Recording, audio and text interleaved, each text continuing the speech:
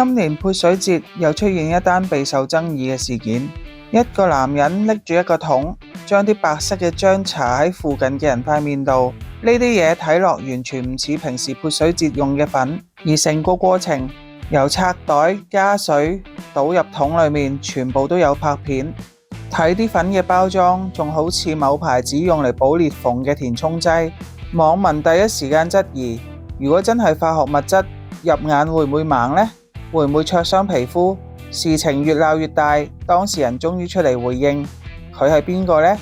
Bird 混汪汪，一個長期用低質具爭議性內容博取流量嘅人，佢拍片澄清話桶入邊只係薯粉，仲即場沖水飲落肚，證明係冇毒。佢話唔中意佢嘅人點樣都會唔中意佢，又話傳媒利用佢嘅新聞引人注意。佢嘅態度令人覺得佢完全唔知錯，亦毫無悔意。而且今年潑水節關於佢嘅爭議唔止一單，網上仲流傳另一段片，佢手上拎住一個外形似電鋸嘅工具。雖然有消息話當時件工具係冇刀片，但係喺潑水節呢啲人多路滑又混亂嘅環境，你有冇刀片根本冇人會慢慢睇清楚。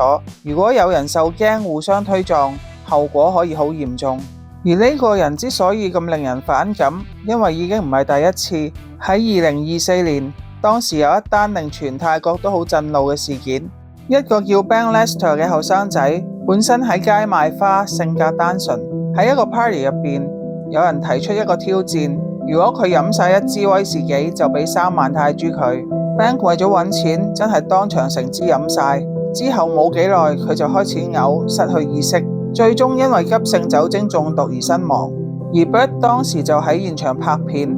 事件爆出之後，好多人都話呢啲唔係玩，係攞命。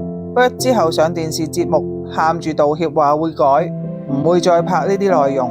但係到而家2026年潑水節，佢再一次因為類似嘅行為上新聞。到目前為止，已經有2個受害者正式報警，驗傷結果顯示有結膜炎、眼痛，甚至出現視力模糊嘅情況。當時即刻沖洗都冇辦法即時舒緩。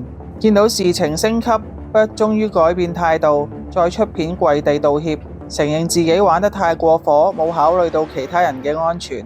但同一時間，泰國警方已經正式介入，網絡犯罪調查部門直接點名批評佢嘅內容係垃圾內容，仲已經申請全面封鎖佢嘅社交平台賬號。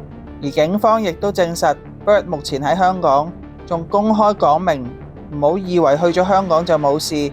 只要一返泰國，逮捕令隨時生效，即係話成件事已經由一開始嘅博流量變成真正嘅法律問題。由 Ben 事件到今次潑水節風波，爭議從未停過。其實用流量揾錢唔一定要做社會垃圾嘅。